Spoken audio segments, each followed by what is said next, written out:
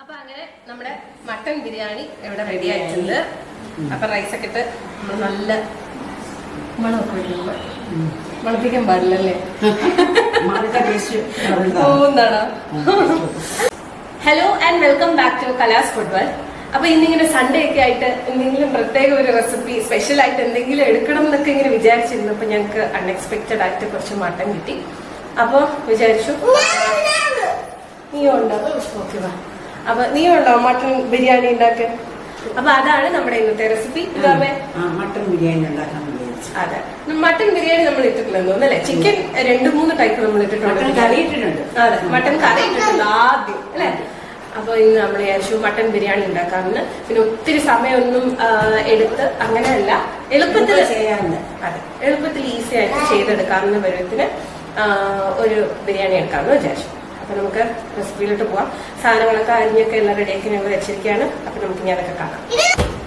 അപ്പൊ ഞങ്ങൾ ബിരിയാണിക്ക് വേണ്ടിയിട്ട് സവാളയൊക്കെ ഇവിടെ അരിഞ്ഞു വെച്ചിട്ടുണ്ട്. അപ്പൊ നമ്മൾ യൂഷ്വലി എടുക്കുന്നതിൽ നിന്നും വ്യത്യസ്തമായിട്ട് സവാള കുറച്ച് ഫ്രൈ ചെയ്തെടുക്കാം. അതെ, ടേസ്റ്റിന് വേണ്ടിയാണ്. പിന്നെ ഇഞ്ചിയും വെളുത്തുള്ളിയും പച്ചമുളകും ഇത് മൂന്നും കൂടെ നന്നായിട്ട് അരച്ചെടുത്താണ്. പേസ്റ്റ് ഉപയോഗിക്കുന്നവർക്ക് പേസ്റ്റ് ഉപയോഗിക്കാം. പിന്നെ നമ്മൾ ഫ്രഷ് ആയിട്ട് എടുക്കുമ്പോൾ അതിന്റെ ഒരു ടേസ്റ്റ് വേറെയാണ്. അതെങ്ങനെ വേണമെങ്കിലും യൂസ് ചെയ്യാം. പിന്നെ തക്കാളി കുറച്ച് ഇതേപോലെ അരിഞ്ഞു വെച്ചിട്ടുണ്ട്. പിന്നെ നമ്മൾ ബാക്കി ബിരിയാണിക്ക് വേണ്ട സാധനങ്ങൾ മല്ലിയില, അണ്ടിപ്പരിപ്പ്, മുന്തിരിങ്ങ, ബാക്കി സാധനങ്ങളെല്ലാം അരിയും എല്ലാം ആക്കിയിട്ടുണ്ട്. ആദ്യം നമുക്ക് കറിയുടെ ഒരു സൈഡ് ആക്കി വെച്ചിട്ട് പിന്നെ റൈസിനകത്തോട്ട് പോവാം. കറിയില് കുറച്ച് തേങ്ങാപ്പാലും കൂടെ ചേർക്കാം. ശരി. മട്ടൻ ഏറ്റവും നല്ല കോമ്പിനേഷനാണ് തേങ്ങാപ്പാൽ അല്ലേ? അപ്പം നമുക്ക് ആദ്യം തന്നെ സവാളയെല്ലാം നന്നായിട്ടൊന്ന് ഫ്രൈ ചെയ്തെടുക്കാം. നല്ല തിന്നായിട്ട് അരിഞ്ഞ് ഒരേപോലെ വലുപ്പത്തിന് അരിഞ്ഞെടുത്താൽ മാത്രമേ കറക്റ്റായിട്ട് നന്നായിട്ട് നമുക്കത് ഫ്രൈ ചെയ്തെടുക്കാൻ പറ്റത്തുള്ളൂ. അത് നമുക്ക് ആദ്യം ഫ്രൈ ചെയ്തെടുക്കാം. കുറച്ച് സമയം എണ്ണ നന്നായിട്ടുണ്ടാവണം, എന്നാൽ മാത്രമേ പ്രോപ്പറായിട്ട് ഫ്രൈ ചെയ്ത് കിട്ടത്തുള്ളൂ. കരിഞ്ഞു പോവാതെ പ്രത്യേകം നോക്കുക. നമ്മൾ ബിരിയാണിക്കൊക്കെ എടുക്കത്തില്ലേ, അതേ ഒരു പരുവത്തിന് വേണം അത് ഫ്രൈ ചെയ്തെടുക്കാനായിട്ട്. ഒത്തിരി അങ്ങ് മൂത്തും പോകരുത്, എന്നാൽ അത്യാവശ്യം നല്ല ക്രിസ്പി ആയിട്ടും വേണം. ഇനി നമുക്ക് റൈസിൻ്റെ ഇതിന് വേണ്ടിയിട്ട് ആദ്യം ഒരു 2 ടേബിൾ സ്പൂൺ നെയ്യ് ഒഴിച്ചു കൊടുക്കുക. ഒരു 2 ടേബിൾ സ്പൂൺ സൺഫ്ലവർ ഓയിലും കൂടി ഒഴിച്ചു കൊടുത്ത് അതിലേക്ക് നമുക്ക് മസാല ചേർത്ത് കൊടുക്കാം. ജീരകവും പിന്നെ വേണമെന്നുണ്ടെങ്കിൽ ഒരു പട്ട, ഏലക്ക, ഗ്രാമ്പൂ, അങ്ങനെ എന്തൊക്കെയാണെന്ന് വെച്ചാൽ മസാല ഇട്ട് നന്നായിട്ടൊന്ന് മിക്സ് ചെയ്ത് കൊടുക്കുക. ഇനി ഇതിലേക്ക് നമുക്ക് ഒരു പച്ചമുളക് 2ആയിട്ട് കീറിയത് ചേർത്ത് കൊടുത്ത് അതിലേക്ക് സവാളയും കൂടെ ചേർത്ത് ഒന്ന് ജസ്റ്റ് വഴറ്റി കൊടുക്കുക. അതിനുശേഷം അതിലേക്ക് വെള്ളം ചേർത്ത് കൊടുക്കുക. വെള്ളത്തിൻ്റെ അളവൊക്കെ ഞാൻ ഡിസ്ക്രിപ്ഷനിൽ കറക്റ്റായിട്ട് കൊടുത്തേക്കാം.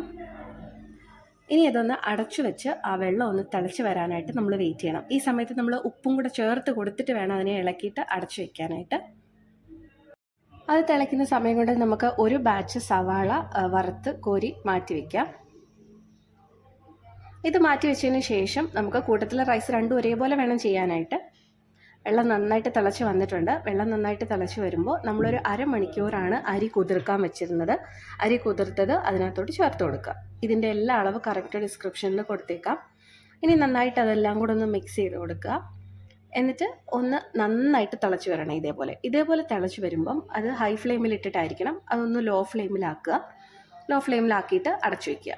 ഇനി നമുക്ക് കാഷ്യൂവും മുന്തിരിയും അതൊക്കെ ഒന്ന് ഫ്രൈ ചെയ്തെടുത്ത് വയ്ക്കാം. ഇതെല്ലാം നമുക്ക് റൈസിന് വേണ്ടിയിട്ടുള്ള സാധനങ്ങളാണ്. ഇതെല്ലാം നമ്മൾ സവാള വറുത്ത അതേ എണ്ണയ്ക്കകത്ത് തന്നെ ഇട്ട് ഇതെല്ലാം ഒന്ന് വറുത്തെടുക്കുക. അപ്പോൾ ആ സമയം കൊണ്ട് നമ്മുടെ റൈസ് ഇവിടെ ഏകദേശം ആയിക്കൊണ്ടിരിക്കുകയാണ്. ഈ ഒരു പരുവത്തിനാകുമ്പോഴത്തേക്കും അടച്ചു വെച്ചു നല്ല ലോ ഫ്ലെയിമിലിട്ട് അങ്ങ് മാറ്റി വയ്ക്കുക. അപ്പം നമ്മളിതാ സവാളയൊക്കെ നന്നായിട്ട് ഫ്രൈ ചെയ്ത് മാറ്റി വെച്ചു.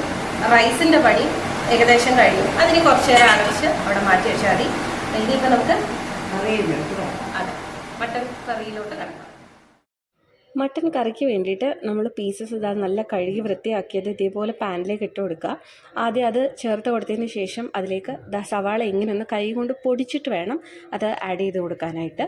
ഈ സമയത്ത് നമ്മൾ തീയൊന്നും ഓണാക്കുന്നില്ല കേട്ടോ, ജസ്റ്റ് എല്ലാം മിക്സ് ചെയ്തിട്ടിടാം. പിന്നെ നമ്മൾ പച്ചമുളക്, ഇഞ്ചി, വെളുത്തുള്ളി നന്നായിട്ട് ചതച്ചത് ചേർത്ത് കൊടുക്കുക.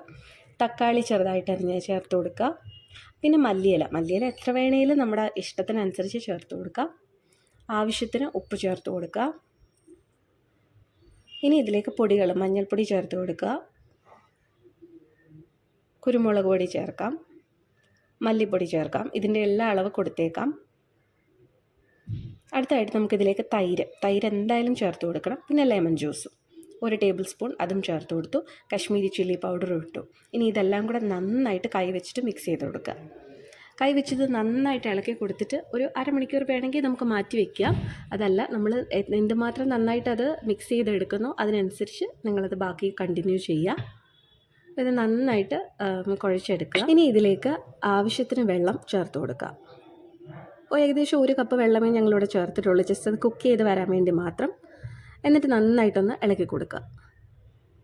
നമ്മളിതിനകത്ത് തേങ്ങാപ്പാൽ ഒഴിക്കുന്നുണ്ട്, അതിപ്പോഴല്ല, നന്നായിട്ടൊന്ന് തിളച്ച് വന്നതിന് ശേഷം. എന്നിട്ട് കറിവേപ്പിലയും കൂടെ ആഡ് ചെയ്ത് കൊടുക്കുക. കറിവേപ്പില ഒക്കെ നമ്മളുടെ ഇഷ്ടത്തിനനുസരിച്ച് എത്ര അളവൊക്കെ അങ്ങനെ ഇഷ്ടമുള്ള പോലെ ഇടാവുന്നതേ ഉള്ളൂ. എന്നിട്ടതൊന്ന് നന്നായിട്ട് അടച്ച് വെച്ച് അതവിടെ ഇരുന്നൊന്ന് കുക്കാവട്ടെ, ഒരു മീഡിയം ഫ്ലെയിമിൽ. അത് കുക്കാവുന്ന സമയത്ത് ഞങ്ങളും ബാക്കി കുറച്ച് കാര്യങ്ങളൊക്കെ ഉണ്ടായിരുന്നു, എല്ലാം ക്ലീനിങ് ഒക്കെ ചെയ്തു, അങ്ങനെയൊക്കെ ഇരിക്കുകയാണ്. അപ്പോൾ ഒരു സൈഡിൽ റൈസും ഒരു സൈഡിൽ കറി ആവുന്നതുകൊണ്ട് തന്നെ പെട്ടെന്ന് തന്നെ നമ്മുടെ ബിരിയാണി റെഡിയായി കിട്ടും. നമുക്ക് എപ്പോഴും നമ്മൾ ചെയ്യുന്ന ഉടനെ ഇങ്ങനെ ചെയ്യുന്നതാണ് നല്ലത്. അപ്പോൾ അമ്മ ജസ്റ്റ് ഒന്ന് തുറന്ന് നോക്കിയപ്പോഴത്തേക്കും ഏകദേശം വെന്തുകൊണ്ടിരിക്കുകയാണ്. ഇനി നമ്മളത് നന്നായിട്ട് മിക്സ് ചെയ്ത് കൊടുത്തു. ഒരു 5 മിനിറ്റ് കൂടെ കഴിഞ്ഞപ്പോഴത്തേക്കും തുറന്ന് നോക്കുമ്പോൾ ഇതേപോലെ കറി ഒന്ന് നന്നായിട്ട് കുറുകി വന്നിട്ടുണ്ട്. ഈ ഒരു സമയത്ത് എണ്ണയൊക്കെ ഇത്തിരി തെളിഞ്ഞ് കാണാം. ഈ ഒരു സമയത്ത് വേണം നമ്മളിതിലേക്ക് തേങ്ങാപ്പാൽ ചേർത്ത് കൊടുക്കാനായിട്ട്. തേങ്ങാപ്പാൽ ഫ്രഷ് ആയിട്ടുള്ളതുണ്ടെങ്കിൽ അത് തന്നെ ചേർത്ത് കൊടുക്കുക. ഏകദേശം ഒരു 1/2 കപ്പ് ചേർത്ത് കൊടുത്ത് നന്നായിട്ട് മിക്സ് ചെയ്ത് കൊടുക്കുക. ഇനി ഈ കറി അവിടെ കിടന്ന് നന്നായിട്ട് വരണ്ട് വരണം, അതായത് ആ വെള്ളം എല്ലാം നന്നായിട്ട് വറ്റി വരണം. അപ്പോൾ ഇതേപോലെ നന്നായിട്ട് വരണ്ട് വെള്ളമൊക്കെ വറ്റി വന്നിട്ടുണ്ട്. ഈ സമയത്താണ് നമ്മുടെ മട്ടൺ കംപ്ലീറ്റ് ആയിട്ടും കുക്കായിട്ടുണ്ട്, എല്ലാം നല്ല കറക്റ്റ് പാകത്തിന് വന്നിട്ടുണ്ട്. അപ്പോൾ നമ്മൾ ഇനി ഇതിലേക്ക് റൈസ് ആഡ് ചെയ്ത് കൊടുക്കുക.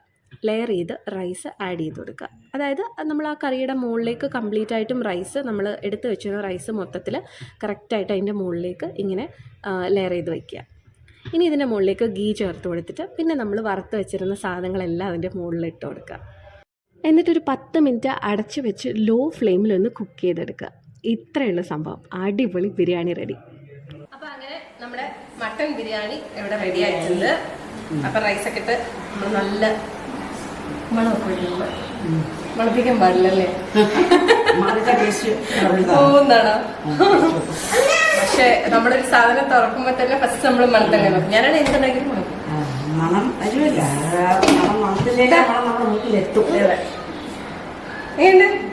അപ്പൊ നമുക്കിനി ഇത് മിക്സ് ചെയ്ത് എടുക്കണം അല്ലേ? നല്ല കളറൊന്നുമല്ലേ? നല്ല കളറായിട്ടുണ്ട്.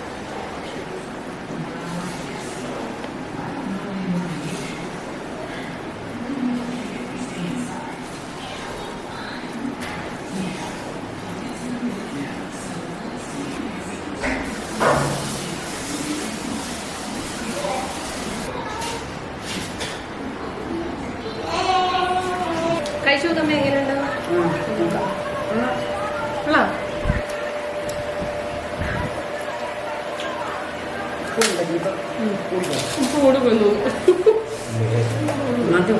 ഉപ്പില്ലായിരുന്നു, പിന്നെ ഞാൻ രണ്ടാമതൊന്നും ഉപ്പിട്ടു. പക്ഷെ കുഴപ്പമില്ലല്ലേ, നല്ല. അപ്പോൾ എന്തായാലും ഞങ്ങൾക്ക് ഈ ടേസ്റ്റ് ഇഷ്ടപ്പെട്ടു. ഉണ്ടാക്കി നോക്കുന്നവർ ഇതേപോലെ ഉണ്ടാക്കി നോക്കുക. എളുപ്പത്തിൽ നമുക്ക് എടുക്കാവുന്നതല്ലേ ഉള്ളൂ. അപ്പൊ ഇടയ്ക്കൊന്നിങ്ങനെ ട്രൈ ചെയ്ത് നോക്കുക. അതെ, പെട്ടെന്നൊക്കെ ഉണ്ടാക്കാനായിട്ട്. എനിക്കൊന്നും ഇത് മട്ടനായിട്ട് കുറച്ച് സമയം എടുത്തു.